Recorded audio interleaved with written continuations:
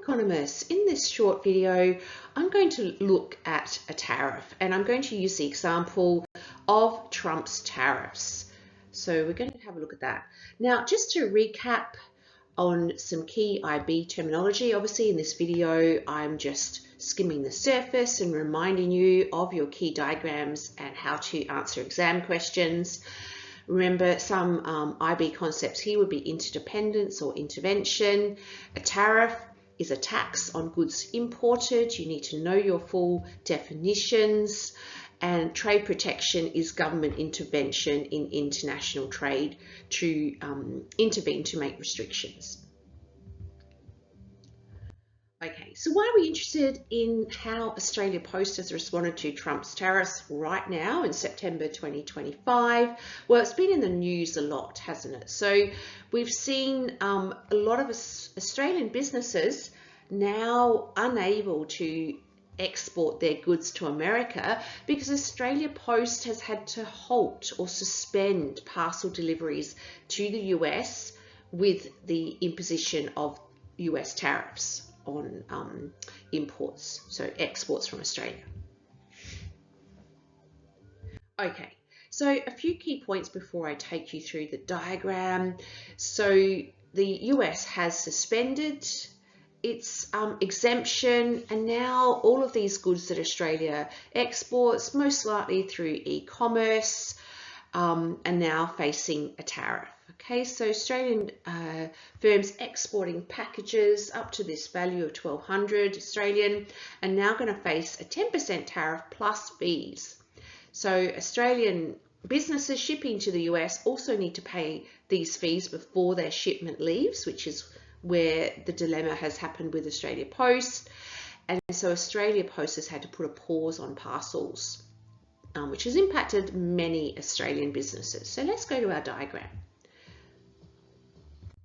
Okay, so I want to look at a case study. I actually buy collagen products from PureU and they're really nice. So I'm just going to talk about collagen exports from Australia to the US. Alrighty, so let's start with our free trade diagram. So we know what our starting point is.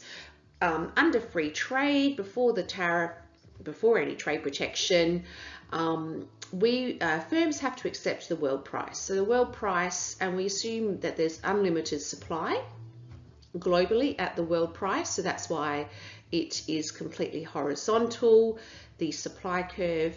And in exporting to the US, PureU, for example, must accept the world price for their product. So I've simply converted the Australian dollar to the US, which is 33 US per 300 grams.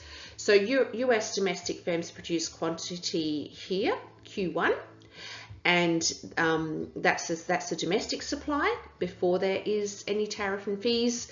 But domestic demand at that price, as we know, law of demand, as price decreases, demand increases. So that is at Q4. So normally, without any trade intervention, they would import this quantity. And what PureU exported to the US would have been part of what was imported by the US. All right, but we have this government intervention, Trump's tariffs, the 10% tariff, which must be paid before goods leave the country. So what does tariff do to our free trade diagram? So Trump's government has placed a 10% tariff on all collagen imported into the US. We're using this collagen as an example.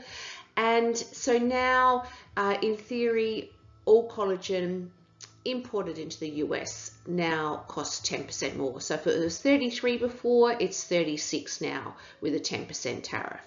So in theory, that this higher price means that domestic supply is going to increase because domestic firms at a higher price would be willing and able to produce more.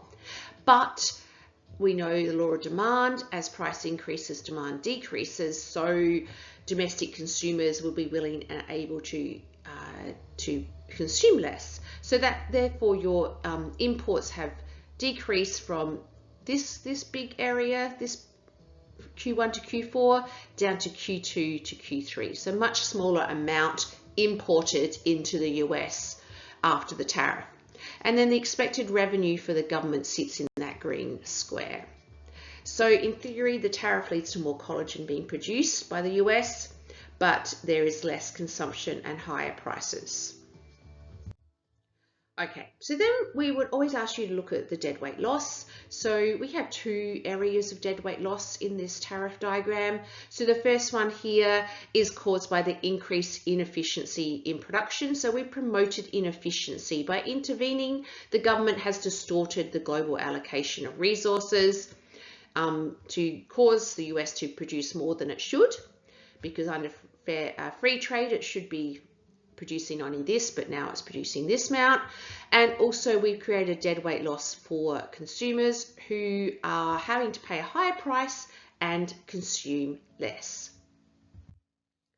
Alrighty, so as part of your evaluation, you would look at the different stakeholders. So in theory, domestic producers are better off because they can produce more. Domestic employment increases because with more production, we're going to employ more people. The government would gain tariff revenues, but domestic income distribution worsens because the tariff is 10% no matter whether you're a high income earner or a low income earner. Foreign producers are worse off, such as Australian businesses such as Pura U can no longer export as much as they would like because of the tariff. And we've talked about the global misallocation of resources. So we're being inefficient. And then, you would need to look at the intended and unintended consequences. So the intended outcomes are obviously in the tariff diagram, but you would work through what is actually happening. And the unintended outcome here, for example, is the the stopping of trade for some Australian businesses, and it's happening in other countries too, because they can no longer export their goods to the US. So that's an unintended consequence, and you need to look at the perspectives of different stakeholders and what is happening for consumers, producers, and other stakeholders. Okay, so you need to dig deep with your evaluation, looking at intended and unintended consequences. And then I'll just finish quickly with some exam questions. You need to know the tariff diagram. You should be dreaming about it if you're just about to do your exams. And there's all sorts of questions around tariffs, analysing the diagram, making calculations. And here are just some examples of some exam questions. Thank you.